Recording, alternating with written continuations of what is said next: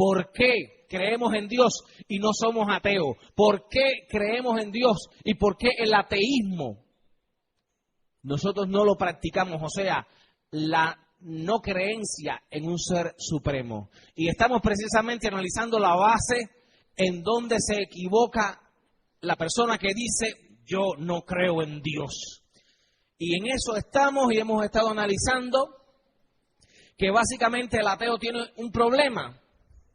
Y es que su base falsamente dice que es la ciencia, pero cuando analizamos a profundidad no es la ciencia, es la filosofía. Porque ellos se basan en que el mundo se hizo a través de la evolución, que se hizo solo y que no hay ningún Dios. Pero cuando usted va a eso, lo principal que hemos dicho en esto es que cuando venga un ateo a decirle que la ciencia ha demostrado o que la evolución es una cosa científica, usted le tape la boca diciendo que la evolución no cumple con los postulados fundamentales del método científico. O sea, no puede ser corroborada. Siempre tiene que ser una hipótesis o una teoría. En otras palabras, algo que no se ha demostrado. Todo el que cree en la evolución cree en algo que no está científicamente demostrado. Por mucho que alardee o hable en los libros o los documentales, no es otra cosa que la premisa filosófica, la creencia de ese ateo. Tratan de forzar las cosas a decir que eso es científico para que los demás pues sigan creyendo lo que ellos repiten y se alejen de Dios sin pensar mucho. Pero cuando usted va a profundidad, usted se da cuenta que todos los postulados en que cree el ateo son un castillo de naipes, son un castillo de barajas que se desploma solo. Quiero leer una cita bíblica que nos da la manera de pensar del ateo ya desde la Biblia. Busquemos en 1 Corintios 15. 1 Corintios 15:32. Si como hombre batallé en Éfeso contra fieras, ¿qué me aprovecha? Si los muertos no resucitan, comamos y bebamos porque mañana moriremos. Amén. Este es un versículo clásico en boca de Pablo. ¿Qué quiso decir Pablo con esto? No vamos a discutir el resto del capítulo 15 de Corintios, porque Pablo lo que estaba haciendo era una defensa de la resurrección del ser humano. Empezando desde Cristo. Cristo resucitó, y como Él resucitó, nosotros también vamos a resucitar con un cuerpo glorificado. ¿Y por qué vamos a resucitar? Porque hay un Dios allá arriba poderoso que es el que nos va a levantar. O sea, este texto que habla de la resurrección de todos modos infiere que Dios existe, porque a través de su poder sobrenatural es que vamos a ser resucitados. Pero había mucha gente que no creía en la resurrección, no creían en un Dios poderoso que pudiera hacerlo. Y es por lo que Pablo está diciendo, bueno, pero si ustedes dicen que los muertos no resucitan, entonces vamos a hacer lo que hace el ateo. ¿Qué hace el ateo? Comamos y bebamos que mañana moriremos. Esa es la frase clásica por excelencia. Yo no sé si usted lo sabe, pero cuando usted quiere hablar de lo que se llama el hedonismo, vivir por vivir, vivir por el placer sin preocuparme de qué va a pasar mañana con mi vida, esa es la frase que usa la Biblia para ese tipo de personas. Dios no existe, comamos y bebamos que mañana moriremos. Ya no va, ¿qué importa lo que hagamos en esta vida? Dios no existe. Estamos aquí por casualidad, por accidente, por azar, y mañana nos vamos a morir y ya todo va a ser olvidado. Así que hagamos lo que nos dé la gana, lo que nos plazca, porque mañana no vamos a estar aquí, ni vamos a ser tenidos en memoria. El polvo volverá al polvo, pero no hay espíritu que vuelva a Dios. Eso es lo que dice el ateo en síntesis. Y esta frase, comamos y bebamos que mañana moriremos, lo que quiere decir es goza, diviértete y alégrate. No te preocupes de saber ni de dónde viniste ni a dónde vas. Preocúpate de vivir el hoy. Y si tú te das cuenta, esa es una filosofía peligrosa. Pero a mí me da gracia que los sistemas ateos, basados precisamente en el ateísmo, niegan su esencia. ¿Por qué lo digo? Nuestro país es ateo, o lo ha sido. Bueno, ya se cambió la constitución para decir que somos laicos como constitución, pero bueno, como gobierno es ateo, no cree en Dios en lo absoluto. Sin embargo, vemos que hay justicia, que hay ministerio de justicia, que hay una policía que al que hace lo malo lo coge preso. Y usted dice, ¿y por qué? Si total, si somos ateos, Dios no existe, mañana esto se va a acabar, esto va a ser aquí la la supervivencia del más fuerte, si creemos en la evolución, están aplicando la evolución aún a lo social. ¿Qué quiero decir con esto? Bueno, así fue. Cuando Charles Darwin enunció su famoso libro, La evolución de las especies, él era contemporáneo con Carlos Marx. Y Carlos Marx, cuando Darwin estaba escribiendo La evolución de las especies, Marx estaba escribiendo El Capital. De tal manera se fascinó Carlos Marx con lo que, dicho sea de paso, no sé si tú lo sabías, Carlos Marx fue judío, fue hebreo, era de familia judía, creció en una familia judía, lamentablemente su padre, que habían guardado toda la línea y las enseñanzas judías, un buen día se mudó para un lugar y le dijo a su familia, mire, lo siento, pero vamos a dejar de judaizar porque los judíos somos mal mirados y yo he conseguido un buen trabajo, vamos a olvidarnos de todas nuestras costumbres. Y aquello afectó al joven Carlos Marx de tal manera, él iba a estudiar para ser sacerdote, para ser maestro, rabino, pero de tal manera afectó esto su conducta que él eso lo hizo, o sea, vio una hipocresía en su padre, que cómo iban a seguir creyendo en sus creencias judías por dentro y sin embargo aparentar otra cosa, y aquello lo molestó, lógicamente, pero mira hasta dónde lo llevó, que de tal manera que llegó a negar absolutamente al Dios de sus padres. Y enunció toda esta teoría. Y cuando él terminó El Capital, una de sus obras cumbre, llamó a Charles Darwin para que le hiciera el prólogo. El prólogo del Capital está escrito por Carlos Darwin. Porque Marx veía que lo que era en las ciencias naturales, la evolución con Charles Darwin, para él lo era en la sociedad, o sea, en el desarrollo de la sociedad, en la evolución de la sociedad, era el libro que él había escrito. Entonces, él veía a Darwin en las ciencias naturales como el abanderado y a él en las ciencias sociales. Y por eso es que él buscó a este hombre para que le hiciera el prólogo de su libro, porque se daba cuenta que con lo que había anunciado Darwin había puesto la base científica a la teoría que él iba a enunciar ahora. Pero lamentablemente eso pasó en aquellos tiempos que la ciencia no estaba desarrollada. Los años han corroborado que Darwin se equivocó, analizó algunas cosas, pero las aplicó demasiado allá. Las aplicó demasiado fuertemente. Y él entendió que las características que se iban transmitiendo a la descendencia iban originando nuevos animales. Y ese fue su gran error. La supervivencia del más apto, la selección natural, el animal iba evolucionando, iba cambiando de especie, iba cambiando. Ese fue su gran error. Hay modificaciones, pero dentro de la especie, ninguna modificación variaba dentro de la especie. Y bueno, tenemos esta situación. Como decía, y vuelvo a tomar la idea de a donde quería llevarles de la sociedad.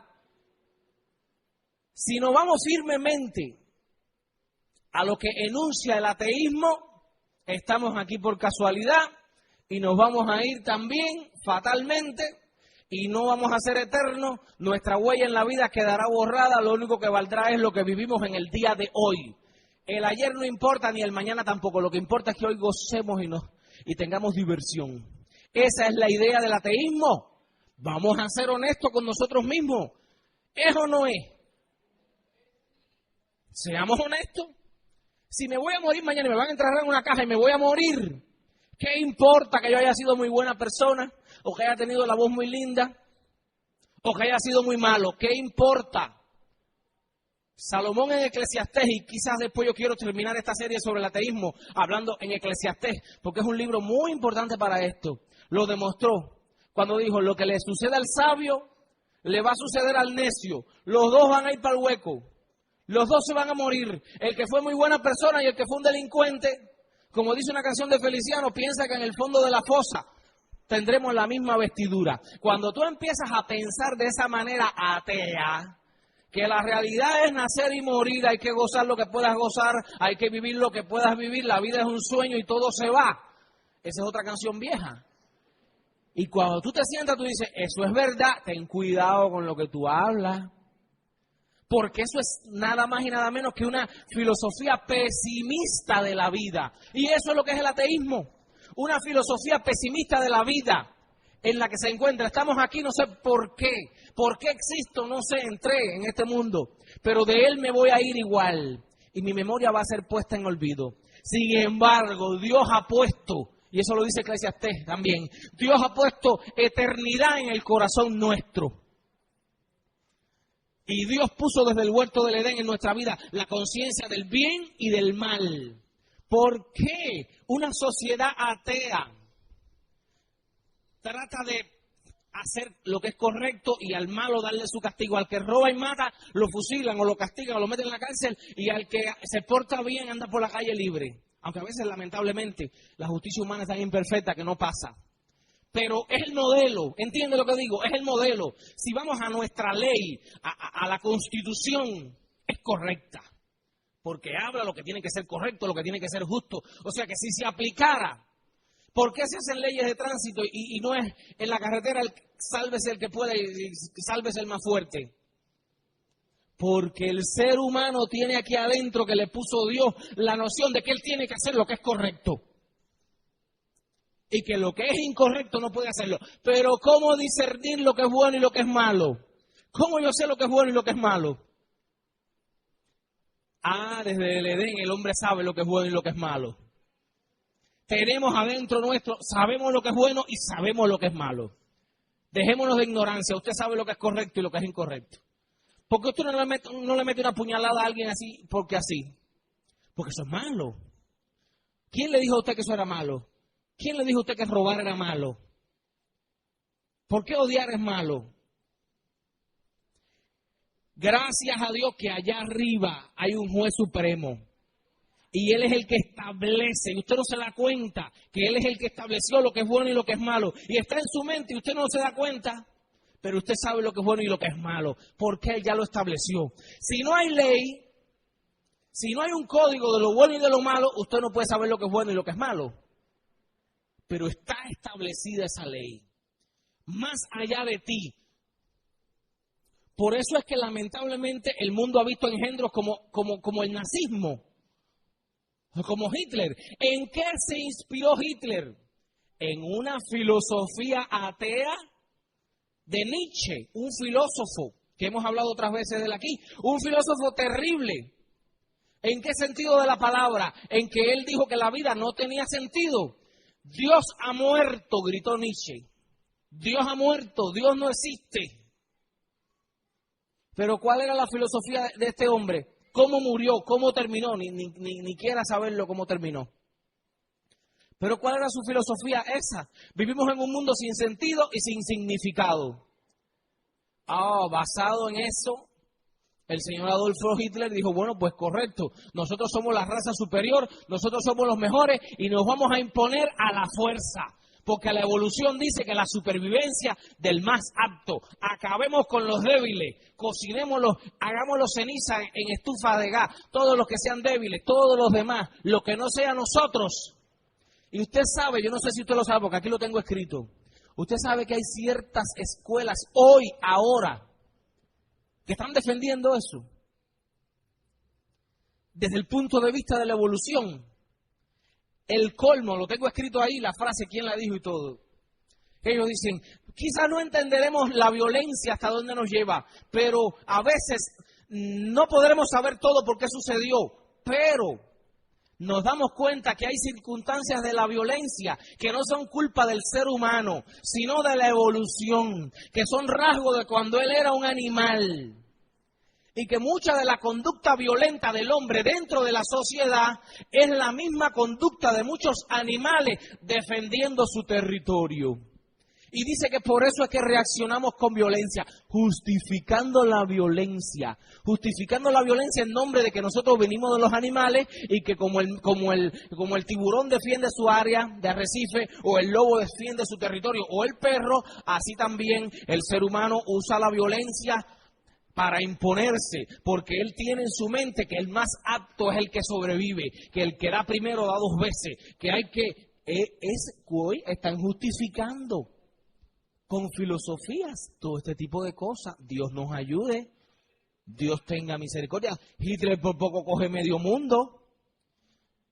Y gracias a Dios que no lo cogió, porque estaba prometiendo una última arma secreta, que si se hacía con esa arma secreta iba a acabar con todo el mundo. Y usted piensa en todo eso. ¿Y de dónde salió eso? De una filosofía atea, ajena al bien y al mal. Una filosofía que trata de tirar a Dios a un lado para que usted haga lo que a usted le parezca. ¿A dónde lleva entonces ese tipo de filosofía? A ningún lugar. Por tanto, pensemos en esto, que es una contradicción un sistema ateo, porque un verdadero sistema ateo le importa poco lo que haga cada cual. Si te place matar, mata.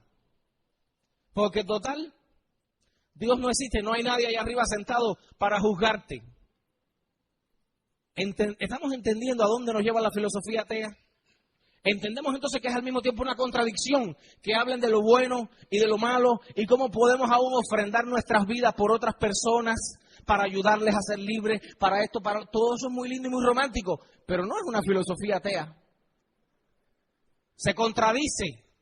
Aquel está oprimido, que se muera, que se fastidie. Yo estoy aquí. Yo lo que tengo que cuidarme yo mismo. Mantenerme arriba. Esa es la idea atea, no es otra. Los demás me importan poco. La piedad es para los débiles. Yo no voy a tener piedad de nadie. Los fuertes son los que sobreviven. Esa es la pura filosofía atea. Dios no existe. Allá arriba no hay nadie a quien darle cuenta. Pues hagamos lo que nos dé la gana. Vivamos como nos dé la gana. Y estemos siempre arriba, en el tope de la pirámide, para poder pisotear a los demás que están abajo. Esa es la cruda idea atea. Idea que, por supuesto, el amor de Cristo le da una estocada mortal a todo eso. Cristo vino para hacer todo lo contrario a lo que propugna la filosofía atea. Cristo vino a dar su vida por amor y nos llama en el nuevo mandamiento a eso mismo. Tengamos amor los unos por los otros. Es una filosofía, no, vamos a decirle filosofía como estilo de vida, pero la vida que vino a darnos el Maestro fue totalmente contraria a todo esto. Y yo decía el domingo que íbamos a hablar de algunas evidencias de por qué sigue el ateo creyendo que todo esto se hizo solo. Yo le di en una escuela de liderazgo que estuve dando hace un tiempo, estuvimos dando evidencias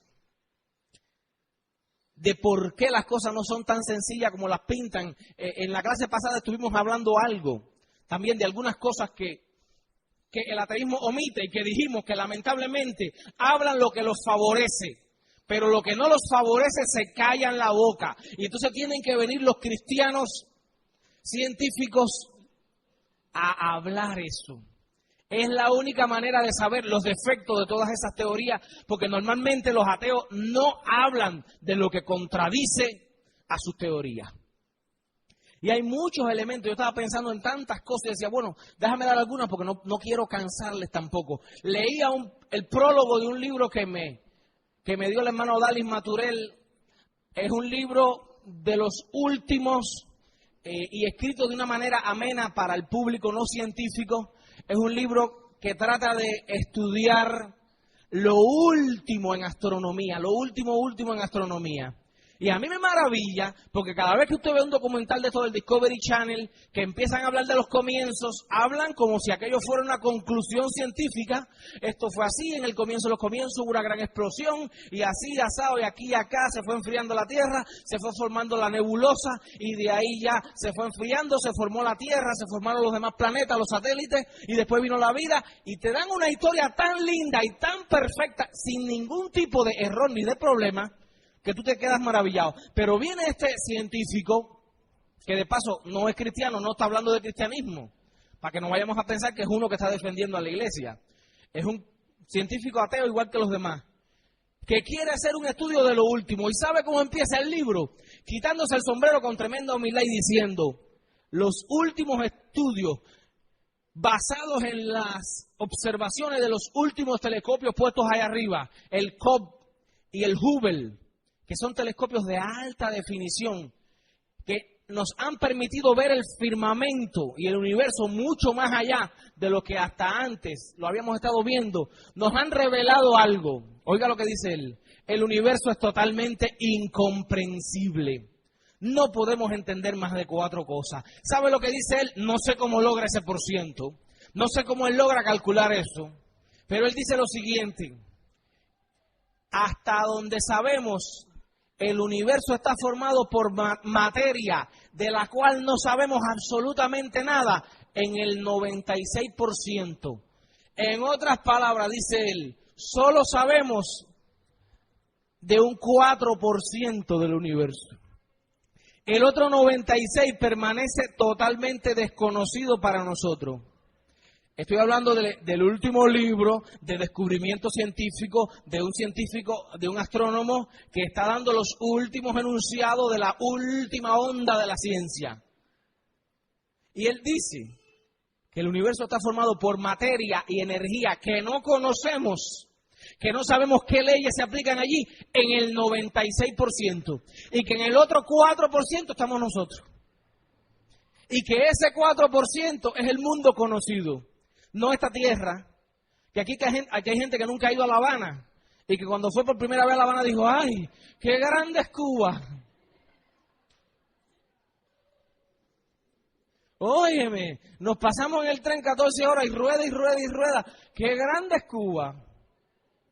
Si hallaron a Cuba grande, ¿qué no será entonces la Tierra? Que es un puntico de cabeza de alfiler en el sistema solar, que es a la vez un punto en nuestra galaxia, que es a la vez una nada en los millones de galaxias que nos rodean. Bueno, todos esos millones de galaxias, todos juntos, constituyen el 4% de lo que podemos conocer. El otro 96% no sabemos absolutamente nada. No digo yo, dice ese científico. Mi pregunta es cómo él supo que sabemos del 4% y que del 96% no sabemos nada. ¿Cómo él pudo calcular eso? Para poder calcular, usted tiene que tener la idea del tamaño del todo para poder poner el porciento. ¿Cómo él supo hasta dónde llega esto? Eso me recuerda cuando Dios le dice a Job, ¿qué sabes tú de cuando yo fundaba la tierra? ¿Dónde estabas tú cuando yo fundaba la tierra? ¿Quién ordenó sus medidas? Hay una poesía que me gustó mucho de un español por allá, que allá son muy idólatras, y que él dice... Es una poesía que le dice a una persona de esta que adora ídolos, ¿qué imagen me vas a hacer si no sabes mis medidas? Y hay mucha gente que hace el muñequito de Dios y el dibujito y el ídolo, y Dios le está diciendo de abajo, ¿qué imagen tú me vas a hacer si tú no sabes de qué tamaño soy yo? Si tú no sabes cómo soy yo, si yo soy espíritu, y los que me adoran en espíritu y en verdad es necesario que me adoren. Y este pobre astrónomo dice que nada más que sabemos lo del universo del 4%, que lo demás es materia oscura y energía oscura, que no sabemos nada, de nada, de nada. Hay que quitarse el sombrero y hay que callarse la boca. Pero aún así se habla de todo, de cómo ellos se imaginan que pudo haber empezado el universo en una gran explosión que contradice una de las leyes clave, y eso lo vimos el otro día. La ley de la termodinámica, la segunda ley, la de la entropía. No puede el desorden dar orden. No puede ese reloj que tienes en la mano haberse hecho solo. No puede explotar una bomba y que de esa bomba, pum, pum, de los restos cayó un reloj hecho. Es tan absurdo. Es mejor creer en Dios y todo lo demás es posible y punto. Como decíamos el otro día. ¿Cómo me vas a decir que del desorden puede surgir el orden si no hay una fuerza inteligente que lo esté controlando? Todos sabemos que del desorden no sale orden, todos lo sabemos. Tiene que haber un equilibrio. Hablamos de los sistemas integrados, hablamos de todo esto.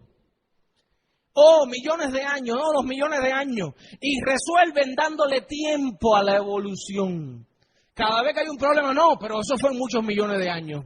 El ojo se fue formando en muchos millones de años. Esto en muchos millones. Y los millones de años se convierten en su propio puñal nuevamente. Y les voy a poner algunos ejemplos con la Tierra. Porque somos un sistema uniforme. Los ateos se basan en el actualismo. ¿Qué cosa es el actualismo uniformismo?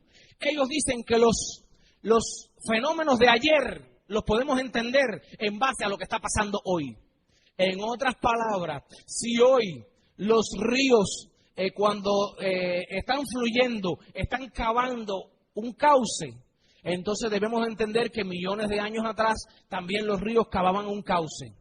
Que si caía polvo del universo en la Tierra, hoy también tiene que caer polvo. Como mismo está cayendo hoy, pasó ayer. En otras palabras, ellos interpretan los eventos de ayer donde no estuvimos presentes, cuando no había ser humano en la Tierra, que pasaron como mismo están pasando los fenómenos de hoy. ¿Qué quiero decir con esto? Allá voy. Vamos a poner un ejemplo. El ateo resuelve la evolución metiéndole millones de años y punto. Y nadie se molesta en meditar en esto. Pero gracias a Dios hay muchos científicos cristianos que vienen y le ponen la objeción. No, se formó después de millones de años. Vamos a darle por sentado que la gran explosión generó todo eso y que se fueron enfriando y que se formó una nube gaseosa y que a medida que esa nube gaseosa estaba en movimiento circular, se fue enfriando, se fueron formando cada planeta del sistema solar. Eso suena bonito y suena fácil. Se fue enfriando y se fueron formando y así se formó cada planeta del sistema solar, todo el mundo girando. Eso está fácil. Y ya se fueron enfriando y la Tierra quedó a una distancia exacta para que ni el calor del Sol la abrazara, ni estar muy lejos del Sol la hiciera muy fría y que no hubiera posibilidad para que existiese la vida. O sea que la casualidad hizo que la Tierra fuese la escogida para estar a la distancia exacta y que se pudiese lograr la vida. Eso suena muy lindo y todos los planetas girando en el mismo sentido, pero ahí hay un problema. Usted puede coger cualquier libro de geografía que tenga los datos de cada planeta. ¿Por qué los ateos evolucionistas que se dicen científicos no dicen estas cosas? Porque contradicen su filosofía y no hay otra manera. Ellos dicen, ¿es la evolución o es la evolución? No hay otra cosa, no hay un creador, no hay un Dios. Y se mutilan la mente al decir esto. Si usted lee cualquier libro de geografía de secundaria que tenga los datos principales de los planetas normales, hay un problema con Venus y con Urano que desbarata totalmente la hipótesis de que este sistema... Vaya, los últimos científicos lo que dicen es, caballero, no hay explicación. Esto parece como que alguien cogió el sistema solar, pum, y lo puso ahí y ya.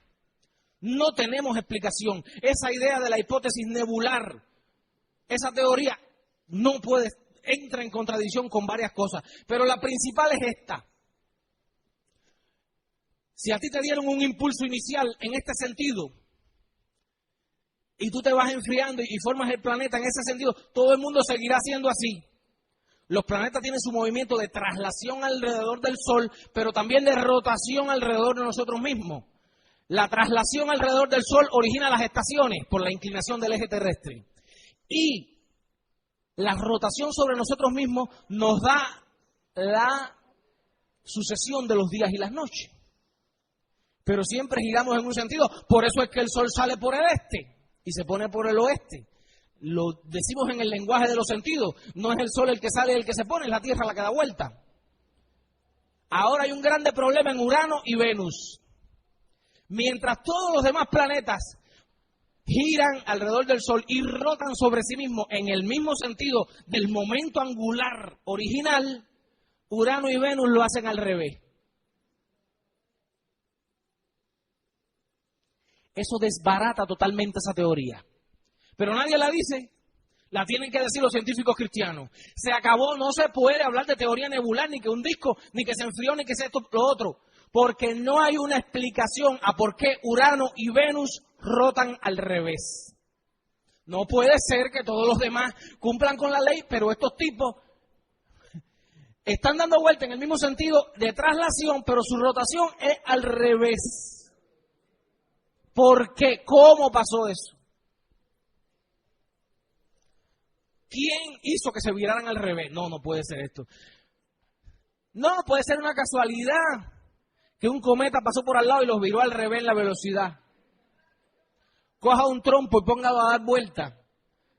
A ver cómo usted va a lograr que él vuelva a virar para atrás. Y vuelva, sobre todo el problema de esto grave es cómo vuelve a coger un momento. ¿Qué le pasó por al lado? La masa que tuviese que pasarle por al lado a un planeta como Urano, que es grande, o a Venus, tendría que ser una masa tan enorme que arrastraría a todos los demás planetas. O sea que no hay una explicación científica para por qué Urano y Venus rotan al revés. Pero cuando empezaron a mirar los satélites naturales, las lunas de Saturno, las lunas de Júpiter, nos dimos cuenta de otro problema. Ya no son solo los planetas, hay 11 satélites que también giran al revés. Ya es demasiado. Ya es demasiado. Por tanto, cada vez que te digan que una nube de polvo se organizó, dio vuelta, se enfrió y dio lugar a los planetas, está muy lindo y muy romántico. Tú le dices, ¿y por qué hay 2 planetas que giran al revés y 11 satélites que giran al revés? Explícame cómo se viraron. Se acabó la teoría nebular. Pero a veces no sabemos nada y viene un mono y nos dice, oh, mi tatarabuelo es un mono, pero yo soy muy inteligente. Y te estoy diciendo que esto se formó así, y tú tienes que callarte la boca. Ten elemento. Lo que estamos haciendo es dando esta serie de estudios. ¿Por qué elegí a Jesucristo? Para darnos base, para que cuando venga alguien le puedas tapar la boca. Porque como dijimos, hay 3 clases de ateo. El ateo que estudiando se enredó y le dieron estudios ya prejuiciados y creyó a través de esos estudios erróneos, nadie le enseñó los defectos y creyó que efectivamente Dios no existe. Está el otro ateo que es el que más abunda, que es un caos. Él repite todo lo que oye sin estudiarlo, sin ir a la base. No, los científicos estudian por mí, así que yo creo en lo que ellos dicen. Sigue creyendo en los científicos. Sigue diciendo como uno que decía, no, yo no tengo que ir a la iglesia. Yo fui con el cura, me arreglé con él, mi salvación está en manos del cura. Sigue creyendo que tu salvación está en manos del cura, que te vas a dar la embarcada de tu vida. Preocúpate de tu salvación tú. Y los terceros, lamentablemente, son aquellos que saben que Dios existe, pero su corazón es malo y quieren hacer lo malo. ¿En qué grupo está cada ateo? No sé. Pero esos son los únicos 3 tipos de ateos que existen. Y Dios te ayude a cambiar de opinión. Sigo con las ideas y con los elementos para que tú entiendas cuántos errores hay. Si nos vamos al uniformismo, y hablamos el domingo pasado de los sistemas integrados que eran un problema, y de la asignación de millones de años, aquí hay un problema. Se dice que alrededor de 4.000 millones de años tiene la Tierra. Oiga bien cuánto tiempo le echan, 4.000 millones de años para poder dar tiempo a todos esos procesos lentos. Pero hay un problema. El Sol es una estrella que toda la energía que nos da es a base de reacciones de termofusión y de desintegración nuclear. Es una enorme bomba dando calor y energía. Enorme, tremendo. Pero eso es sabido, absolutamente que todas las estrellas que emiten luz y calor van cediendo energía y por tanto se van contrayendo poco a poco. El Sol hoy no será igual que mañana, ni fue igual que ayer, ni que hace 500 años. El diámetro del Sol va variando poco a poco, porque se va consumiendo su energía y se va achicando poco a poco. De manera tal que si analizamos lo mismo que ellos dicen, o sea, el uniformismo que vamos a creer que al igual que hoy los procesos son los mismos en el Sol hace millones de años, entonces hay un problema. La Tierra no puede ser muy vieja, la vida no puede ser tan vieja en la Tierra. ¿Por qué? Eche el reloj para atrás. Hoy el Sol y la Tierra están a la distancia exacta, de manera que la cantidad de energía es la adecuada para que la vida exista. Si fuera más calor, mire Mercurio. Mercurio se asa, el planeta más cercano. En Venus tampoco hay vida, porque están más cerca del Sol que nosotros. Pero si cogemos la constante a la cual el Sol va contrayéndose y echamos para atrás el proceso, nos puede decir hace cuántos años el Sol estaba pegado a la Tierra. Y si le metemos de edad 4.000 millones de años a la Tierra, entonces hace mucho menos tiempo el Sol estaba por todo esto aquí y no podía haber vida. Pero si sacamos la constante de desintegración y de contracción del Sol, hace 100.000 años nada más no podía haber vida en la Tierra. ¿Está entendiendo lo que yo digo? Entonces hay un problema muy grande. La vida no surgió hace 400 millones de años. No puede, porque el sol no la hubiese dejado. Porque las condiciones de vida, el sol las hubiera impedido. Por estar demasiado cerca de la tierra. Y nadie nunca te dijo eso. Todo está lindo y todo el mundo acepta tantos millones de años y tantos más cuantos millones de años. Y nadie piensa en el decrecimiento del sol. Hay otro punto que tiene que ver con esto. El campo magnético de la Tierra. Ese campo magnético que tiene la Tierra que permite que tú tengas una brújula y la aguja imantada apunte siempre hacia el norte, es consecuencia del campo magnético de la Tierra. Y el campo magnético la Tierra lo tiene porque la Tierra tiene carga eléctrica. La Tierra como tal tiene carga eléctrica. Ahora bien, los científicos han constatado algo que está pasando. Se está descargando la Tierra. O sea, la Tierra está perdiendo su carga eléctrica. Y el campo magnético ha decrecido a una velocidad tremenda. De tal manera que se supone que dentro de unos años la brújula no va a servir para nada. ¿Usted me está oyendo? La brújula no va a marcar más nada porque el campo de la Tierra va a ser tan débil, o va a desaparecer del todo, que no va a haber magnetismo terrestre. Ya esto de polo norte y polo sur no va a existir en unos años. Pero entonces, cuando usted echa para atrás la ecuación y aplica la constante de debilitamiento del campo magnético, la Tierra no puede tener más de 10.000 años. O sea, al ritmo que va desapareciendo el campo magnético, si tú miras para atrás, la Tierra no puede ser muy vieja. Porque, un coulomb sería la carga de la Tierra completa, la carga de origen inicial. No puede aguantar más. De otra manera, lo que les estoy diciendo es, el campo magnético se va debilitando tan rápidamente que pronto no va a haber campo magnético. Pero que si echas para atrás la ecuación, la Tierra no puede ser muy vieja, porque no con millones de años. Otro punto.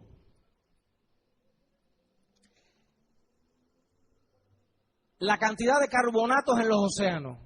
Cuando mides la cantidad de carbonatos en los océanos, si la Tierra tuviera tantos millones de años como dicen, esa concentración fuera altísima. Si medimos lo que cada río le aporta anualmente al mar, esa concentración sería enorme. Sin embargo, es muy baja y lo que da es una pequeña edad para la Tierra.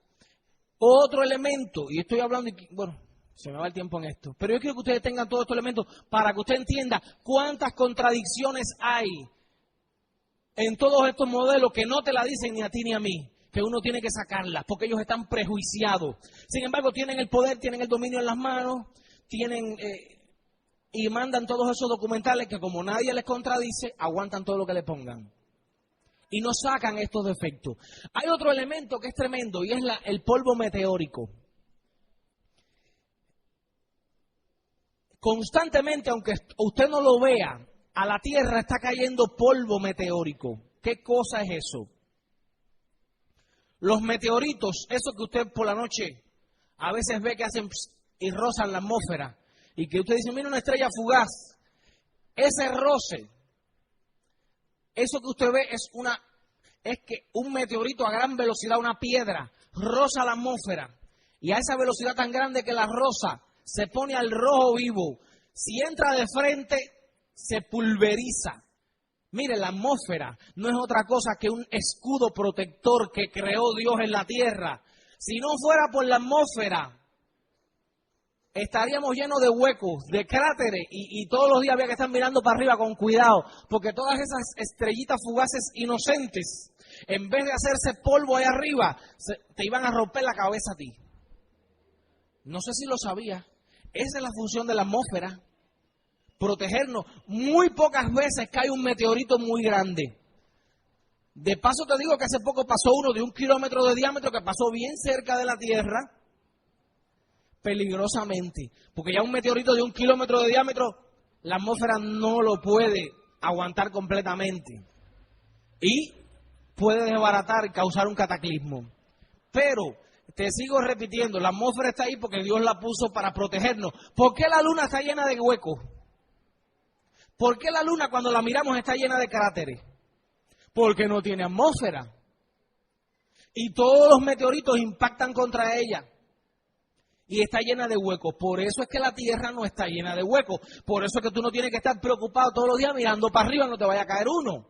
Porque Dios en su sabiduría te puso esa atmósfera ahí para que elimine la grandísima mayoría de todos esos objetos errantes que andan. Pero cuando se impactan contra la atmósfera se pulverizan. Se hacen polvito y ese polvito va cayendo a la Tierra. Diariamente, aunque usted no lo crea, caen toneladas de polvo meteórico a la Tierra. Y bueno, por supuesto, a la Luna también caen toneladas de polvo meteórico. Del polvo cósmico, que no solo es de meteoritos, sino que es de polvo cósmico. Cuando la misión a la Luna, para aterrizar en la Luna, el primer viaje de los científicos a la Luna, ellos tuvieron en cuenta esta posibilidad de que hubiese, según la edad de la Tierra, hubiese una capa tal por los millones de años que tuviera unos 18 metros. O sea, si vamos deduciendo que ese polvo ha estado cayendo por millones de años, tenía que la Luna tener una capa de polvo como de 18 metros de altura de polvito. De manera que cuando el equipo fuera a aterrizar, se iba a hundir en ese polvo. Para evitar eso, ellos prepararon todo un sistema para evitar que eso pasara. ¿Y qué pasó cuando llegaron a la Luna y aterrizaron? Que estaba la capa de polvo, pero no era de 18 metros, era de unos pocos centímetros. Si hacemos lo mismo y viramos la ecuación para atrás, entonces la Tierra no es tan vieja. Porque si fuera vieja tenía que haber mucho más polvo. Sin embargo, como no es tan vieja, es así. En la Tierra, en los fondos de los océanos se ha descubierto esa capa, pero también tiene unos pocos centímetros.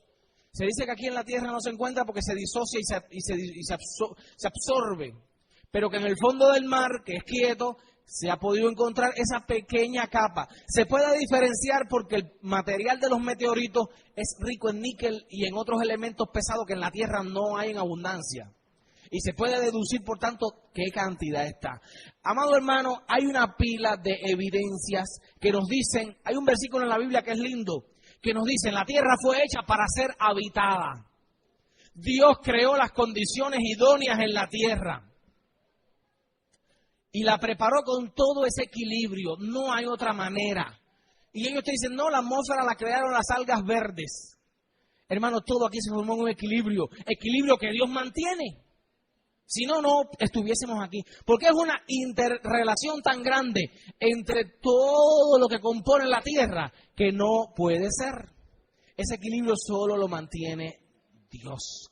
La cantidad de helio en la atmósfera también, bueno, hay una cantidad de elementos enormes, pero lo que le estoy diciendo es tenga cuidado con lo que usted cree. Tenga cuidado con lo que le dicen, evalúelo críticamente y sepa que hay una pila de elementos que contradicen la vejez de la Tierra. Hay una teoría, y termino con ella, que se llama la apariencia de edad. ¿Qué quiero decir con esto? Apariencia de edad. El día que Dios creó la Tierra, Dios la hizo para ser habitada.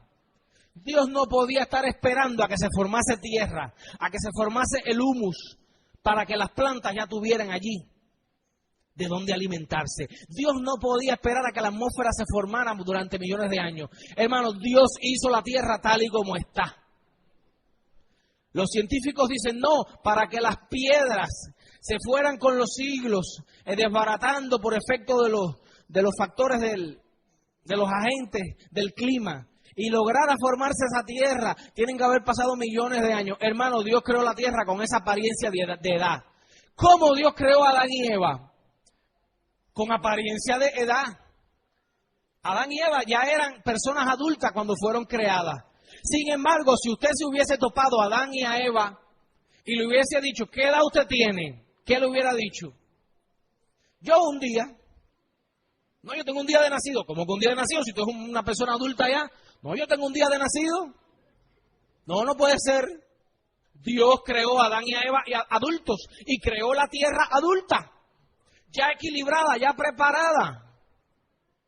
Entonces, eso se llama la apariencia de edad. Parece que la tierra ya estaba lista y vieja. No, Dios la creó ya con todos los elementos para que los bosques pudieran crecer, para que la vida pudiera tener lugar. Ya la creó con el equilibrio de los componentes que hay en el mar, de los componentes que hay en la atmósfera. No había que esperar millones de años a que las algas azules producieran el suficiente oxígeno para la vida. Dios la creó ya equilibrada. Porque además, por lo que hablamos de los sistemas equilibrados, de los sistemas uniformes, de los sistemas integrados, lo uno depende de lo otro y nunca se hubiese logrado el equilibrio. Las algas azules hubieran llenado de oxígeno la tierra, pero se hubiera ido de la mano el equilibrio. Dios no solo creó, sino que también está en el control. Así que tenga cuidado cuando venga alguien a decirle, oye, no hay Dios, comamos y bebamos que mañana moriremos. Predícale de todos modos. Y dile que todo eso en que él se basa. Pregúntale qué tipo de ateo es primeramente. Pregúntale qué tipo de ateo es. Si es de los ateos burlones que no saben nada, o si es de los ateos ignorantes que estudiaron y piensan y los engañaron, o si es de los ateos impíos que saben que Dios está ahí, pero quieren vivir en sus delitos y pecados. De todos modos, de cualquiera de las tres maneras que sean, necesitan de Dios, necesitan del Salvador. Háblales del Salvador. Así que en esta mañana hemos visto algunas de las evidencias en que los cristianos podemos basarnos para decirle a los evolucionistas, ustedes están equivocados. Sus teorías tienen serios escollos, tienen serios baches que ustedes no pueden explicar. Por tanto, los están explicando por fe, igual que yo explico a Dios. Amén.